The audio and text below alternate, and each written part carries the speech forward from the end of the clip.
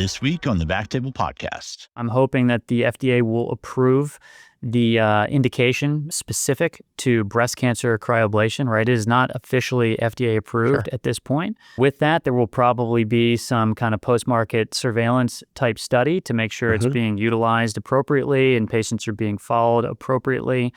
So, I think there will just be more data to come from that. I encourage all institutions that are doing cryo to keep track of their data and publish their findings, whether it's multi-institutional or single institutional.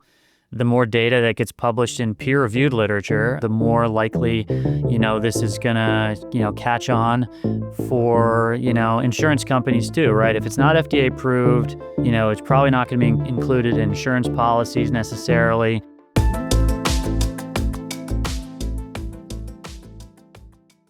This is Mike Barraza returning as your host. I'm honored to welcome Dr. Robert Ward, Associate Professor and the Program Director of the Breast Imaging Fellowship at Brown University. Today we're going to talk about breast cryoablation. Robert, thanks for joining us. Yeah, thanks for having me. It's great to be here. You working today? I sure am. I'm using one of my colleagues' offices because I don't have an office of my own. So this is great. So hopefully a nice quiet place for us, but we wrapped up the morning, couple procedures, a lot of diagnostic cases. So if people don't know by now, I'm a breast imager and do some cryo as well. You do a lot of cryo, and you're one of the leading experts on this, and I would imagine it's something a lot of people want to see. Yeah, well, when I started doing this in 2016, very few people were doing it. There were a couple clinical trials that were going on at the time, actually mostly run by surgeons. So radiologists, I think, have slowly kind of picked up the interest in this area. And I've noticed that in the last year or two, societies have gotten really interested and started offering courses, kind of like lecture series, online materials for people, because I think it's going to become really kind of more of a mainstream treatment option for certain women with certain type of breast cancers. So it's pretty exciting. It kind of started off really slow and it's picking up momentum now. So you said you started in 2016. How and why did you guys start doing this? Well, I did my residency training at Brown. Brown definitely has a pretty, strong, IR group and history with ablation using different modalities. And so, it's a resident-driven program. I got a lot of hands-on doing ablation, mostly radiofrequency and microwave and different body parts. I kind of went into residency thinking I was going to do IR. And then actually, as time went on, I kind of backed off that a little bit. I wanted to do a little bit more diagnostic work. And breast imaging kind of became a natural fit for me. Yeah. And during my fellowship year, which was also here at Brown, I was lucky enough to have Peter Littrip as a mentor, and Peter had done a lot of breast cryo cases. So we did one case when I was a fellow, and from there, things kind of took off. I got introduced to the right people.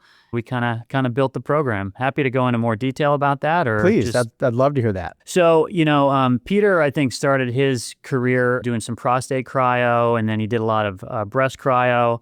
But, Peter wasn't here much past my fellowship year. He actually went and kind of started being, I think he was a chief medical officer of a medical device company. And so he kind of switched gears a little bit and I was left kind of holding the ball, basically, and I took it and ran with it. I was introduced to some folks that were doing the FROST clinical trial, which was, freezing instead of resection of small breast tumors. So we started enrolling patients in that trial, and I think we were really fortunate because it was an official clinical trial. It was industry sponsored. The multidisciplinary tumor board here with the breast surgeons, medical and radiation oncologists, and everybody else got really excited, kind of increasing the prestige of the institution, kind of looking at this novel treatment, approach. And so we started enrolling patients in the trial. People saw the first couple of patients did really quite well. I mean, that's always key, right? When you're starting something new, you keep your fingers crossed and hope that patients actually do well with the procedure that you're offering. And it turns out that they did. They had a great experience. They were able to report that back to folks. But, slowly over time, don't get me wrong, this started actually really very slowly, right? The first year we did one case. The second year we did 3 cases. And then after that, then we did 12, then we did 24. I don't remember what year that would bring us to, but then the pandemic hit, and then everybody knows kind of what happened there. Everything really screeched to a halt, and it took some time to kind of build back up from there. But we were doing probably one case a week for a period of time, and I would expect that eventually we'll probably get to a steady state, and that'll probably be the volume of cases that we do, going forward. But what I was saying was, the clinical trial had pretty strict enrollment criteria. It had to be 1.5 centimeters in size or less, hormone receptor positive, HER2 negative, Nottingham grade 1 or 2, so low to intermediate nuclear grade, no high grade, no HER2 positive tumors, no triple negatives, no significant intraductal component, so no significant DCIS involved with the tumor, no associated calcifications. It had to be a certain distance from the skin and things like that. So, while there are a lot of these screen-detected cancers that would fit most of those, a lot of them didn't fit all the criteria. And so we're looking for only the best candidates. That would be the ideal candidate. But what it turned into was, surgeons having a lot of these elderly patients, right? These patients are getting screened well into their 70s, 80s, and even 90s. And we have great imaging technology with digital breast tomosynthesis and supplemental screening with ultrasound and dense breasts.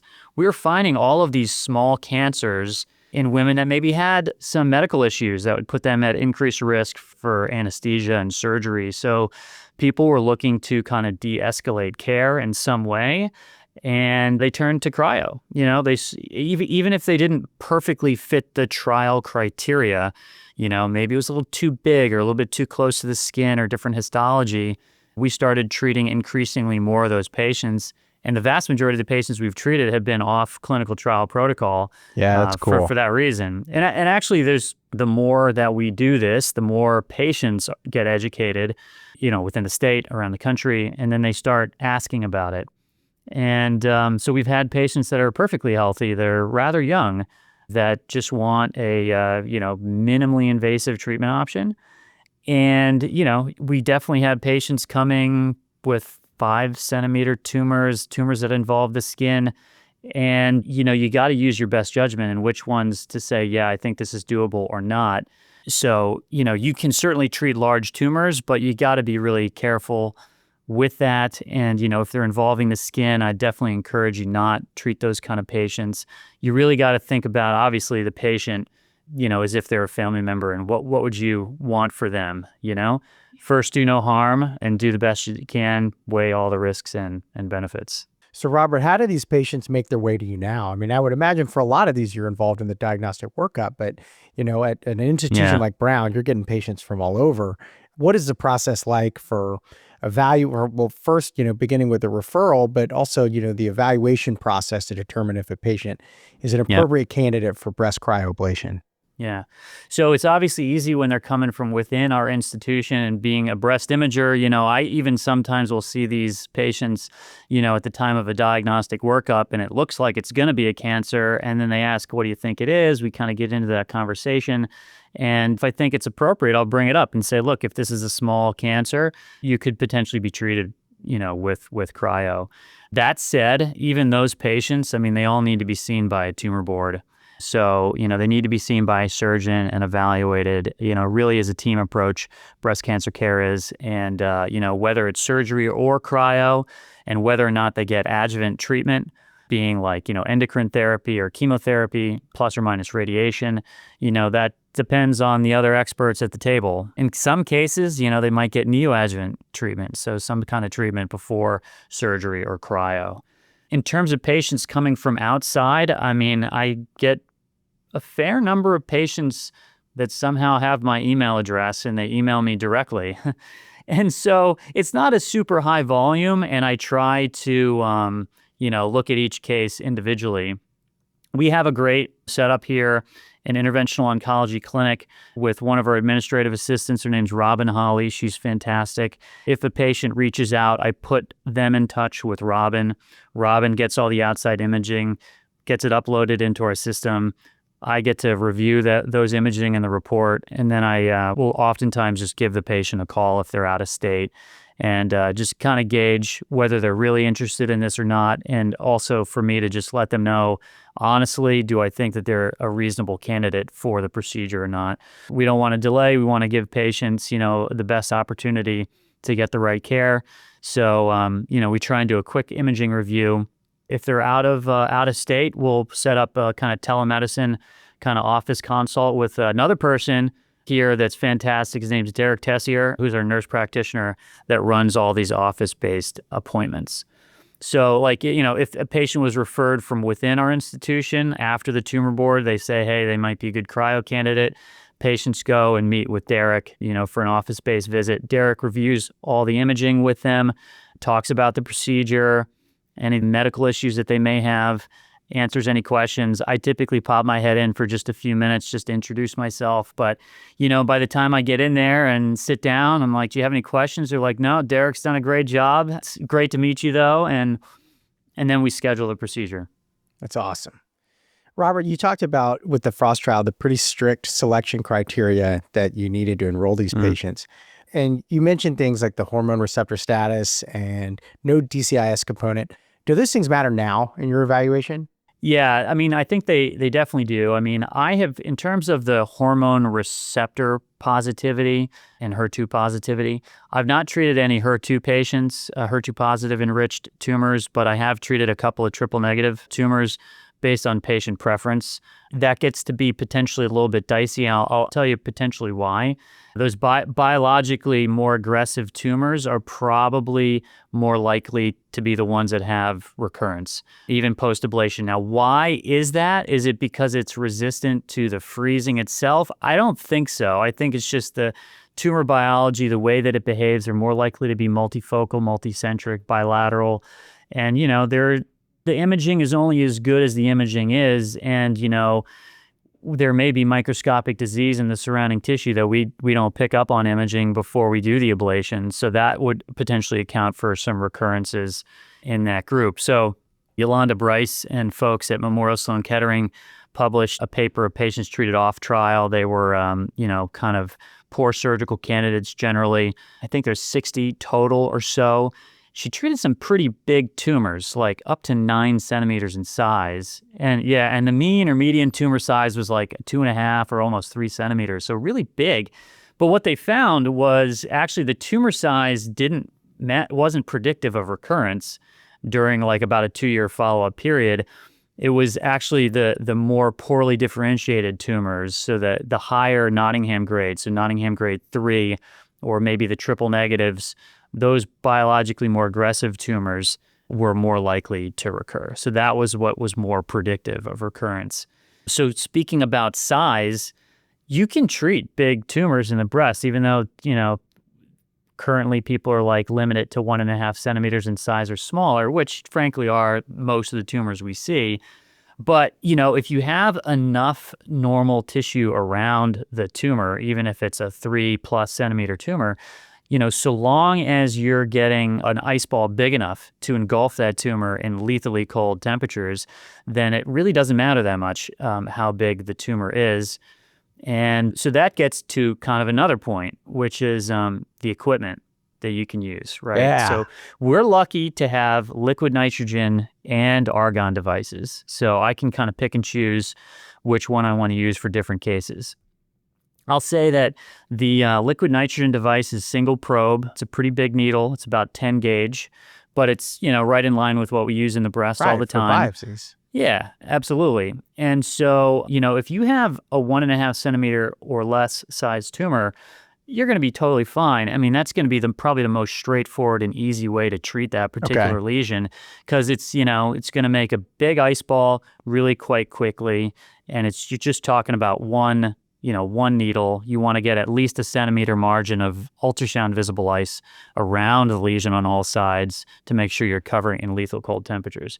Now, once you start getting bigger than that, you're going to want to use a multi-probe system, an argon system, to take different probes, orient them in a way so you get overlapping isotherms so that you can actually, treat something like a 4 centimeter tumor. So that answered a lot of my questions in terms of the equipment was, what you're using. And the probes that you're using, are these specialized for breast lesions? Because, I think about when I'm doing cryoablation, 9 times out of 10, I'm doing a lesion in the kidney. And I live in South Louisiana, Robert. These are large patients, and I've got Sure. a long way to put these things in. And we're talking about something that could be 2 centimeters from the skin. Is that a challenge? No, I mean, so that, in terms of the liquid nitrogen needles, they do come in a couple of different sizes. I believe 10 and 13 gauge. So I think that they are doing some liquid nitrogen, ablation of different organs, including kidney. In terms of the argon system that we have, they're just the same probes that are used by the folks in our IR group for all over the body. I mean, they just tend to be the ones with the right angle, in them that would, clear a CT gantry if you're doing a CT guided procedure. So, you can get just straight argon needles without that bend, but I mean, the bend is, no big deal. Obviously, you're doing a kidney, you're kind of going like perpendicular to the skin and you're going in deep and you're probably using multiple probes. In the breast, I mean, you're kind of going more parallel to the chest wall, parallel to the skin. So it's a little bit different. It's basically an ultrasound guided procedure. Of the 100 plus that I've done, they've all been exclusively ultrasound guided. There are different ways that you can, for instance, like a really small lesion, if you have an ultrasound visible clip, I mean, that's a really good landmark to target that little bitty thing. Of course, as they're big enough, you're going to see it very clearly with ultrasound, no problem. You can do stereo guided procedures though. Like I know some people are doing, like Laura Hodges at Montefiore in the Bronx is starting to do cryo. It's like vacuum assisted excision immediately followed by cryo. That's awesome. For DCIS, so like targeting calcifications with stereotactic guidance. So that's actually a pretty straightforward, way to go about doing things. But if you wanted to, if you had done the biopsy and you'd put an ultrasound visible clip in, you could target that clip under ultrasound, use ultrasound only. You can use CT guidance for certain cases. You can do MRI guidance even. In terms of CT, like I don't really see the need to do CT in basically any case. When you're looking at it with ultrasound, obviously you're just going to see the surface of the ice and everything behind it is all shadowed out by this anechoic shadowing. And so you're like, well, I can't see any of the posterior tissues. I could see that with CT. And like you could see the ice ball on CT too, like just the lower attenuation, on CT fluoro or whatever, but it's just not needed. Even these tumors that are like right up against the pec when the patient's supine, I mean, even if the ice freezes into the pec, it's really not a big deal. I mean, patients might feel a little bit of heaviness, a slight bit of discomfort in the beginning, but then it just is like no problems after that. And so I don't care about freezing into the pec. I mean, what you could do is like you can start the freeze, the needle gets stuck, you can kind of lift it up off the chest wall, eventually maybe you won't be able to, in which case you're kind of stuck into the chest wall or the muscle, but these patients don't complain about it. There's no clinically significant impact. We've done MRIs like 6 months later on some of these, and there's been some enhancement in the muscle, which is it would clearly cause a little bit of a burn there, but they don't complain of any pain or weakness or anything. So it's just really clinically insignificant. And you'd have to think that would be a more morbid operation if we're having to dig into the pectoralis. Oh yeah, absolutely. So, a lot of people say like it needs to be 3 millimeters from the pec or more. I mean, it doesn't have to be. Yeah, and that's been my experience in doing cryoablation in the body. I'm worried at first about getting close to the diaphragm, the abdominal wall, and I found that most tissues can tolerate a little freeze. Absolutely. I mean, and actually, I mean, everybody fears the kind of complication of freezing into the skin and causing frostbite and skin necrosis and things like that. I mean, we've treated a bunch of patients, with lesions close to the skin. You can obviously start by using like a spinal needle, put it in between the growing ice and the skin, do, active hydrodissection as needed, and just kind of bathe the top of the ice ball, just kind of moving the needle back and forth and keep it away from the skin. You can alternatively just kind of use more of like physical exam and just kind of look at the skin and see what kind of changes are happening. You might get a little bit of retraction of the skin, a little bit of dimpling. That's fine. You can even get a little tiny bit of frost on the skin visible, and that's fine too. I mean, we've let it go for, probably a couple minutes with visible frost on the skin for a patient who had just a lesion that was just almost inseparable from the skin, but we were trying to do the best we could. And all that happened with her was she had a little bit of kind of retraction of the skin, overlying that, a little bit of hyperpigmentation at first, and then it just completely resolved. If people that are listening to this have ever listened to Peter Littrip talk about some of the cases that he does, he's done not necessarily breast. I think there were a couple of breast cases too, but he's intentionally frozen large portions of the skin intentionally because the tumor's involving the skin. Yeah. And while it creates this kind of open wound for a while with appropriate wound care, it's unbelievable how well it heals up. You just get this re-epithelialization from the periphery, and then, you might, like there's a patient, an African-American patient that he treated, it was kind of hypopigmented in that area that re-epithelialized. But, sure enough, a couple months later, the melanocytes started recruiting in from the periphery, and it looked like just her totally normal skin again.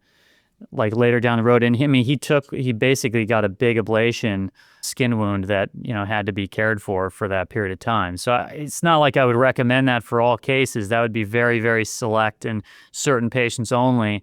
But, it can be done, which is kind of it's really good to know that it can be done. I mean, and, in freezing, it doesn't really cause this kind of same architectural distortion and scarring that like heat-based ablation would cause. So yeah, I mean, it's pretty good. I mean, it's a reason why dermatologists, freeze off skin tags and warts with liquid nitrogen, right? Because yeah, you cause some blistering on the skin, maybe a little bit of open wound there. It just heals up perfectly. In terms of intraprocedural imaging, I guess this also goes with your pre-procedural process. How are you determining that you got the lesion, especially with these larger lesions, and you're having to map out how many probes to use? Can you just walk me through your process? So definitely the pre-procedural imaging is important, really important. You want to correlate all the imaging that you have. So most everybody is going to have a mammogram and an ultrasound. Select patients may have contrast imaging with mammography or MRI. But everyone's going to have the mammo and ultrasound. You want to make sure that on those two imaging modalities that the lesion is kind of concordant between the two. So like if it's measuring about 1 centimeter on ultrasound, does it look like it's about 1 centimeter on the mammogram too? So the imaging modalities we have are complementary. There's strengths and weaknesses of both, depending on whether they're sitting in adipose tissue or in the middle of dense fibroglandular tissue. So kind of having a confident understanding of how big the lesion is beforehand is really important. And then, placement of the needle, it's like, are you using a single probe? You want to be in the very middle, the geometric center of the lesion. If you're using multiple probes, you're going to want to bracket it, in a way, again, using kind of the vendor isotherms in a way that you're going to overlap those isotherms and cover it entirely. So, by doing that kind of exercise, by looking at the isotherms, figuring out how many needles we're going to use, and kind of the direction we're going to put the needle in, that's kind of how that goes. And then during the procedure, I guess I should say before I get to that, once you've placed the needle or needles in place, you're putting the tip of the needle a certain distance beyond the lesion itself typically. And you're going to refer to the isotherm data for that. For the argon devices, at least, the liquid nitrogen devices actually is kind of a nifty little thing where, if you're going in the long axis, you say it's a 1.2 centimeter long axis lesion. You're going to type that into the console, and it'll actually tell you exactly how far beyond the lesion you want to put that in order to center the lesion in the growing ice. So that's kind of a nice little, gives you extra confidence that it's going to be well centered. What else you want to do though is like once you have the needle in place, the certain distance beyond, you want to just watch that very carefully as you start to freeze, because you're going to start to see the anechoic shadowing start to take shape around that distal portion of the needle, and you want to see the lesion get engulfed, like in the center of it. So like if you're doing it, and I've done it plenty of times before where I'm like too far or I'm not far enough in with the needle, and I'm like, yeah, that doesn't look like that lesion's going to be well centered. Let's just turn it off. We're going to melt ice for just a little bit. I'm going to reposition the needle, slide it in or out, whatever. and then start again. But you want to get those first, like maybe 5 to 20 seconds watching the ice start to slowly and cover that lesion. And so once it starts freezing like 5 to 10 seconds, I mean, you're definitely not going to be able to move that needle. You don't have to worry about it inadvertently sliding out. Okay. That was one of my worries with, the short distance compared to, a kidney. Okay. Yeah, no, it's not going to move. Like, I just want to keep it still for the first, ideally 10 seconds, and then it's just not going to move at all. The argon needles are, as you know, like very light. They just kind of will just sit there. The liquid nitrogen handle's a little bit heavier.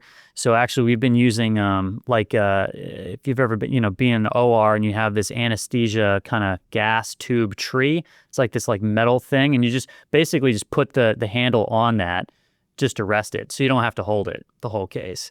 Because otherwise the liquid nitrogen needle is just going to because it's kind of heavy, it's just going to kind of torque on you. Pour it out, yeah. So we just put something underneath it to keep it, pretty flat to the ground. But it's like the movie The Christmas Story, right? The kid puts his tongue on the cold pole, and his tongue sticks. That's it. I mean, the needle's stuck. It's not coming out. So at the end of the procedure, I'm jumping ahead a little bit, but the end of the procedure, you got to do an active thaw to make sure, well, not to make sure, but just to try and get that needle out a little bit faster. Otherwise, you're going to be waiting for like 15, 20 minutes before you can remove it. How many cycles do you do?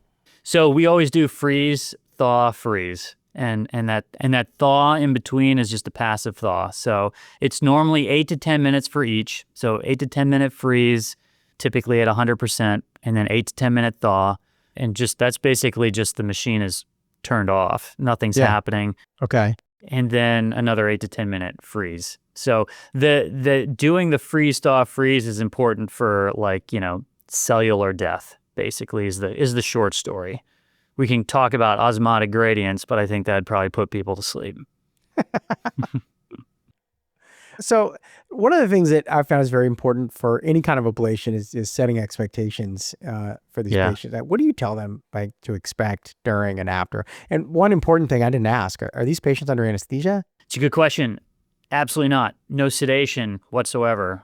Amazing. Yeah, nothing. I mean, most people are really surprised. I mean, patients and other providers are like, "What, you sure you don't want to give some sedation?"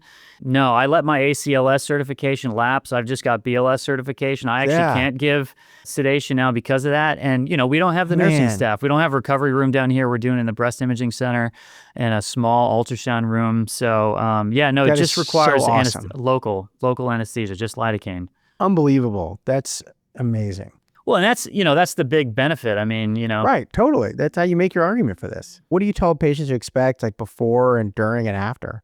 So during that office consult visit, we talk to patients about all this, and I actually reiterate it while we're doing the procedure too. Like during that little thaw phase where there's nothing happening, if I don't have any jokes to tell, I talk to them about what to expect afterward. No, it's crazy. I mean, some patients will literally fall asleep during the procedure. That is crazy. If we're not talking, because it is truly a painless procedure.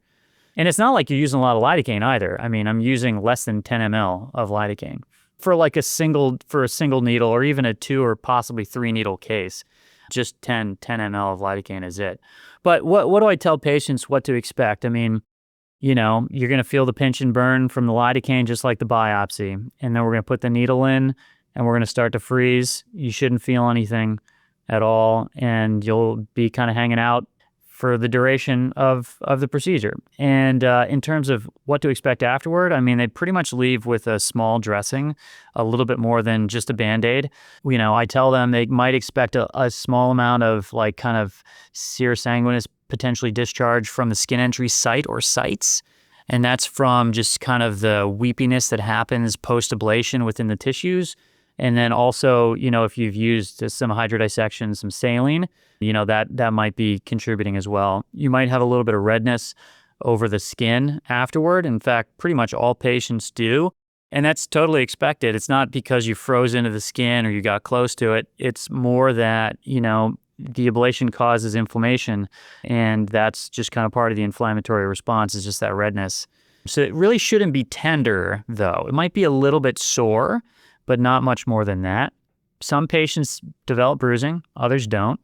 The bruising can last 2 weeks or so. It could shift around depending on how they're positioned throughout the course of the day or night. And I think the most important thing is to tell them that they will have a lump. They will have a Okay. small Yeah. lump at the ablation site. And you got to educate other people about this too, like the surgeon, the medical oncologist, and other Okay. people that might be laying hands, because they might get concerned that there's a lump. But, the lump will persist, for months. It'll get smaller over that time, typically not palpable after about a year. Cosmetically, studies have shown, advantages over surgery. Even when surgeons are doing fancy little circumareolar incisions and tunneling down to where they need to go, it's just a small skin entry site for cryo, and there's no removal of tissue. You have the little lump from the ablation zone initially, but that basically kind of fades into just basically normal tissue after that. So like cosmetically, it just looks like a completely, native, untouched breast. What about from an imaging standpoint? What do these look like? Yeah. So it's really pretty easy to kind of teach breast imagers and other people like what the expected imaging findings are. They're pretty typical. On a mammogram, it's mostly fat necrosis. So within a month, you're going to have a mature ablation zone, and it'll be basically kind of this like higher density rim, kind of ovoid rim of kind of tissue almost, and inside will be mostly adipose tissue, which is really important to have a biopsy clip placed at the time of tissue diagnosis within the lesion. And early on, you can even see, because you've got the biopsy clip there, you can see the lesion in the middle of the ablation zone still. And then you'll see it like 6 months, it'll get less prominent. At a year, it probably won't even be seen anymore. And just that density related to the mass will just fade away and be replaced by adipose tissue. It's really pretty wild. So you'll have kind of awesome. a ghost of the lesion initially, but then that goes away. And the ablation zone also kind of shrinks down. And so in terms of the follow-up, a lot of people will say, let's just do 6, 12-month, and then annual thereafter. That's fine, except, the longer you wait for that first ablation, post-ablation imaging, the more the ablation zone is going to contract down. Okay. And sometimes it contracts down like a little bit eccentrically. So if you get an early post-ablation imaging follow-up, it's going to be, nice and big. You can see where that ablation zone was. You can see where the biopsy clip is right in the center of it. And you can be really confident that you kind of targeted the amount of tissue that you wanted to. Because like if you waited until like 12 months, the ablation zone is going to be really quite small. And, you might be slightly less confident just because of maybe the clip is at the margin of the ablation zone at that point. What would you be looking for to identify recurrence? Yeah, it's just kind of like any finding that would be considered suspicious based on like regular BI-RADS kind of findings, mass, asymmetry, focal asymmetry, potentially calcifications. It's not a lot different than post-lumpectomy. Okay. And so, we've definitely had patients that have had suspicious imaging findings. We've biopsied them, and about half are fat necrosis. Benign. Necrosis. Yeah, that's the big mimicker. And then the others are recurrence. So, we've had a handful of recurrences, whether they're new primary or recurrence. It's about half and half. So, true recurrence being like at the margin or within a couple centimeters of the ablation zone. Will you ever ablate those again, or do they go to surgery? Absolutely. We've definitely ablated them again. I don't see a problem with doing that. No. There was one recurrence during a clinical trial, by protocol, you had to go to surgery, but that's really it. The only thing that would potentially prevent you from doing cryo again is if it's like really just too close to the skin or involving the skin, or if there's really just not a good ultrasound correlate, but nothing stopping you from repeating ablation. I love that. That's one of the great things about ablation, really anywhere. That's what I like about, doing it in the kidneys. If it comes back, we catch it early, we treat it. It's not like some of these things where it's like, no, you've had a partial, we got to take the whole kidney out. I think it's one of the major advantages. Well, right. And, it goes with, everything in medicine. It changes really, really slowly overall. And ablation in all body parts is kind of fitting into this kind of de-escalation of care where, you can maybe improve patient experience overall without compromising oncologic outcomes. Some of the breast cancer stuff with ablation, you've been like 5-year follow-up. I mean, we'd like to see full 10-year follow-up and things like disease-free survival and overall survival and whatnot. We're picking the right patients to treat and de-escalating care. And here's another thing we haven't talked about yet is a lot of times when patients go for breast-conserving surgery, they will also have a sentinel lymph node biopsy, which is a surgical procedure. They're going in the axilla and they're removing a couple of lymph nodes, which has some morbidity. I mean, you start disrupting those lymphatic channels and you might get lymphedema, and that's a problem. There was a recent study called the SOUND trial. I think it was out of the Netherlands maybe primarily, but it was a European study. And for small breast tumors, less than 2 centimeters in size, if they had a preoperative axillary ultrasound that showed normal lymph nodes, those patients did not need to go on to sentinel lymph node biopsy. It was not inferior to sentinel lymph node biopsy. So basically we're saying we can omit surgery altogether in the axilla. And here we are doing, non-surgical treatment of breast cancer in the breast too. You answered one of my next questions, which is, what do we have left in terms of data before we start seeing this more frequently? I mean, this, quite frankly, and I'm biased, this sounds like a home run for a large number of patients with breast cancer. Yeah, absolutely. I mean, I think what's going to happen, hopefully, fingers crossed, nothing official, don't take my word for it, but I'm hoping that the FDA will approve the indication specific to breast cancer cryoablation, right? It is not officially FDA approved at this point.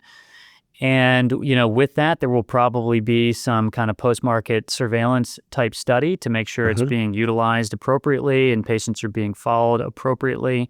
So, I think there will just be more data to come from that. I encourage all institutions that are doing cryo to keep track of their data and publish their findings, whether it's multi-institutional or single institutional. The more data that gets published in peer-reviewed literature, the more likely, this is going to, catch on for, insurance companies too, right? If it's not FDA approved, it's probably not going to be included in insurance policies necessarily. Another kind of somewhat related topic is getting a Category 1 CPT code for that procedure, as well. So there's definitely still a lot that needs to be done, but it's becoming more clear that breast cancer cryo is going to be part of the mainstream treatment armamentarium. Well, magnificent, and hats off to you. Not a lot of people get to go to work and treat somebody for breast cancer and send them home with a Band-Aid and a pat on the back. And I mean, this just sounds like a home run. Yeah, I mean, it's really, I didn't expect to even necessarily go into breast imaging, initially, but, it's a really rewarding field, and to be able to kind of detect, diagnose, and now treat cancer, it is really rewarding. You definitely take on more responsibility in doing that, but, I mean, you really do become, the patient's doctor that they turn to, and I know anybody in IR can knows that feeling too. Absolutely. That's about all I have. Is there anything else that I failed to ask you that's important? No, I think this has been a great conversation, and maybe down the road we can reconvene again and talk about updates in this space. I'd love that. Thank you for sharing your time and expertise, and hopefully we'll be talking about this soon. All right, cool. Thanks, Mike.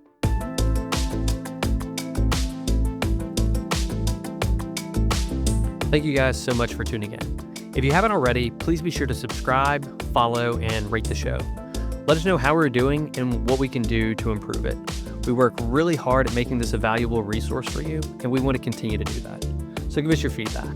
Lastly, tell a colleague about the show. We think they'll like it. If you have any questions or comments, direct message us at _BackTable on Instagram, LinkedIn, X, TikTok, and Blue Sky.